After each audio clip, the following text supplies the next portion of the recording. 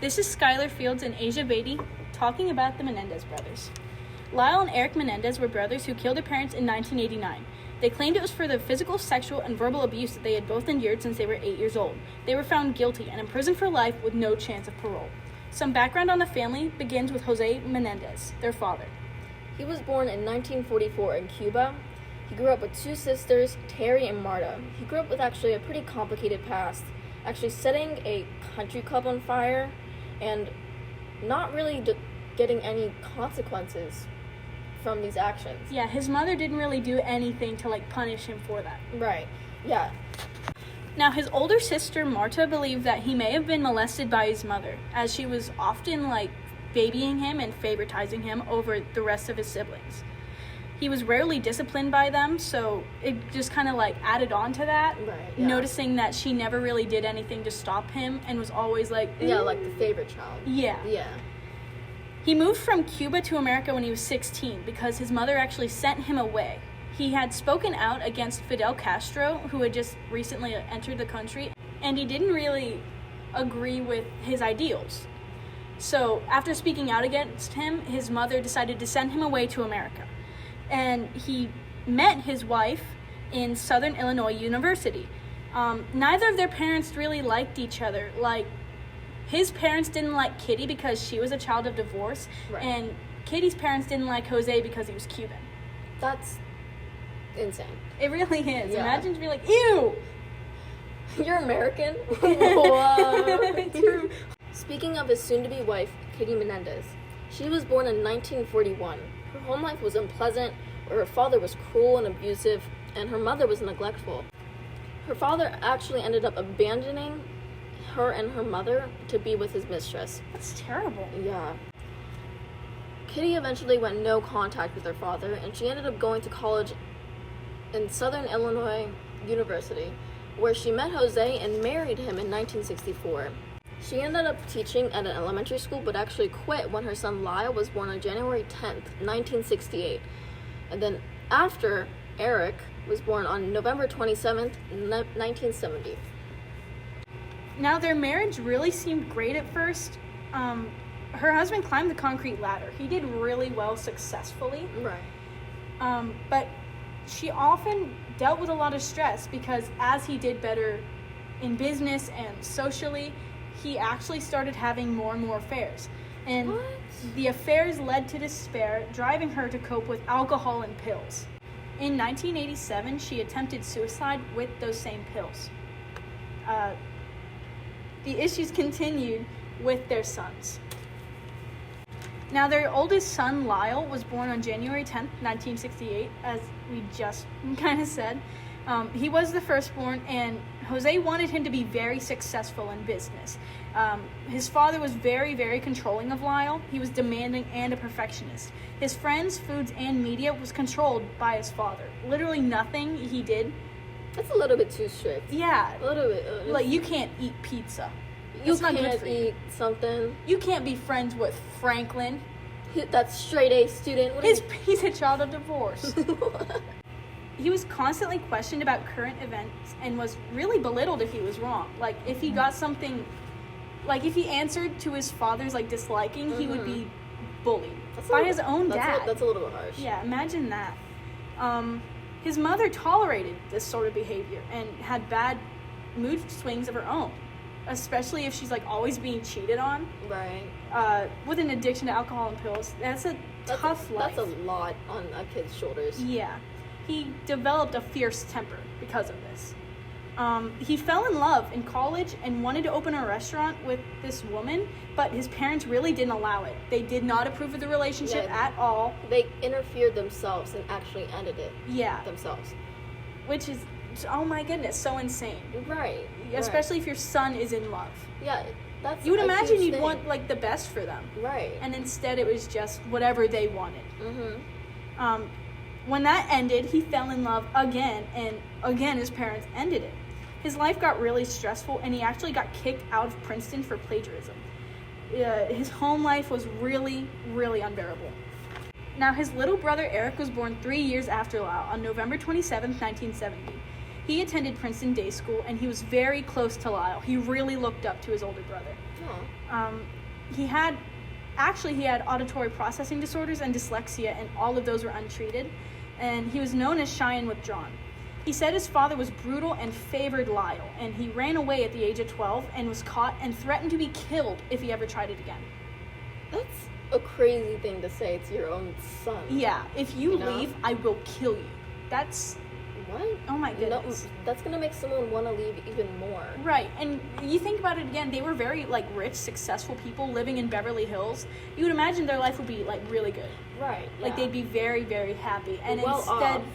Both of the parents have a lot of these, issues of their own. They're in an unhappy marriage, presenting to the world that they're not, and the kids are suffering. Right, yeah. It's so sad. Yeah. He often presented himself. Eric presented himself to be cocky and arrogant, but he was really insecure, as an ex-girlfriend of his would describe him. She said he would present to be this, big macho dude, and then just, behind closed doors, he had a lot of issues.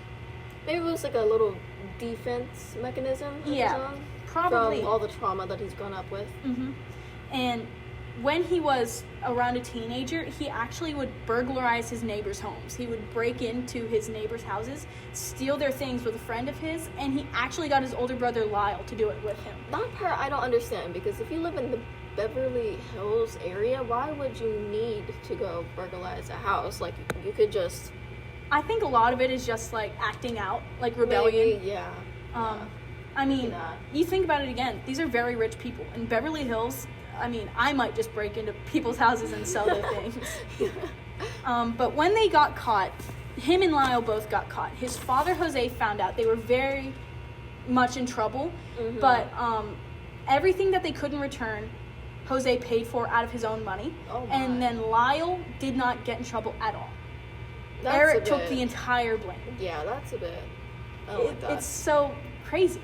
I don't like that now. I don't like it at all. So just to, quick recap of all of this. Right. His parents both had, pretty weird childhoods. His Yeah. father may have endured some sort of abuse himself, and he rarely got any discipline. Right. His mother endured a lot of abuse. A lot of abuse. And then had her own father abuse. Yeah, that's a lot to handle on both ends. And then to realize, or at least to have happened to you that your father cheats on your mother and then leaves you, and now your husband's cheating on you, that's a lot. Yeah, that's pretty bad. That's a lot on your shoulders, a lot to deal with, especially. Yeah, it's a bad emotional situation to be in. Right. And then these people who started out really happy start to have these, interrelationship issues, and then their children suffer for it. Yeah, that's so a bit unfair. Lyle doesn't really face any discipline, but he also can't do anything himself. Nothing he does can be his own decision. He's not in control. Yeah, he is not being his own person. Right. Just like a mini replica of his father. The sons are basically getting dictated by the father. Meanwhile, Eric is just being treated like the scum of the earth. Right, yeah. It's a bit really cruel and ruthless, to be honest. So it kind of makes sense as to why they would kill their parents. Right. It makes sense. So on August 18th in 1989, the two brothers walked into a Big Five sporting goods and bought 2 shotguns. 2 days later, on August 20th, their father Jose was watching TV when both brothers barged into the room and shot him with the guns that they had bought 2 days prior. Their mother Kitty heard shots from the other room and ran in wondering what was going on. They shot her in the leg, and she slipped in her own blood and fell. That is brutal. Yeah, she tried to crawl away, and they fatally shot her to the chest, arms, and face. To the point where she was almost unrecognizable. That's a lot to be going through. And these are 10 shots to each parent, which is just, I can't imagine. That's a very passionate attack. You could have killed them in at least 2 shots, but they decided to kill them, and they decided to be brutal and very violent with it, even. Yeah. After the murder, they just went to the movie theater and watched Batman. I don't know how anyone can do that. Right? They changed their clothes, dumped the guns, and just went to go watch a movie as if they didn't do it. Even if I did that, I don't think I would immediately go watch Batman. I think I would still be a little bit in shock of, what I just did. Yeah, that's a very big thing to do. That's your own parents who raised you. That's brutally killing somebody, not just, stabbing them once and then running off scared. Yeah. No, you were conscious during the entire thing, and definitely after, maybe 1 or 2 shots, they were fully conscious of what they were doing, really, to their parents. And this was premeditated. 2 days prior, they bought the shotguns. They had, like, what? How many hours to think about this? Like, 48 hours to think about this. And take back what they did, but no. Now, when they got home, they were, like, really kind of shocked. At least they pretended to be shocked about what happened. They played it off as if somebody else broke in and killed their parents. Lyle was actually the one who called the cops and tearfully said, "Someone killed our parents," as if he didn't do it himself. Right, that's good. Now, the police arrived and Eric was in the fetal position, sobbing hysterically in the yard. And now, at this time, they were 21 and 18. That's a very young age to be killing your parents. That is real young. I mean, I feel like if they wanted to get out of their situation with their parents, they really could have just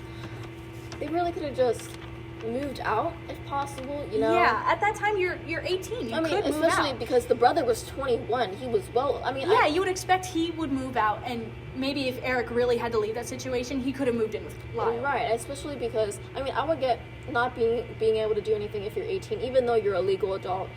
But his brother was actually 21, so he definitely had a life, you know, as an adult. So the kids actually weren't even suspects at first. The police hadn't even run any gun residue tests to see if they actually used a gun. Another case of police not doing their jobs. Months after the murder, they were having the time of their lives. They purchased a cafe, a Rolex, and even a Porsche. They spent millions of dollars going to London and the Caribbean and seemed completely unbothered during this entire time. Yeah, like, way to make yourself look guilty. Right. I just killed my parents and I'm spending thousands and thousands of dollars. Yeah, I think if my parents were killed, I would be depressed and almost on the verge of killing myself in my own room. Yeah, in mourning. Right, it's mourning, that's a tough thing. Right. And they just acted like nothing happened. Right, yeah. But almost after 7 years and 3 trials, they were convicted of murder in 1996. Both claim it was due to the physical and sexual abuse from their father. The prosecution argued that it was for the inheritance from their father's $1 million estate.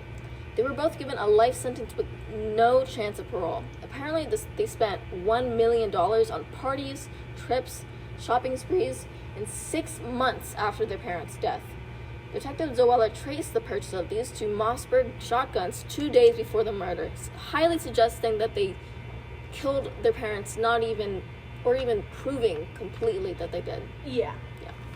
Now, there could be a lot of reasons as to why they did this. It could be the years of abuse that they endured, which I personally sort of believe. Because 10 shots to each parent and a little bit more than 10 shots is a lot to be killing for just inheritance. I think personally that after a lot of what they went through, especially because their parents already had extreme problems with themselves, and them combined, parenting 2 children growing up, that is a lot more than a child can even handle, really.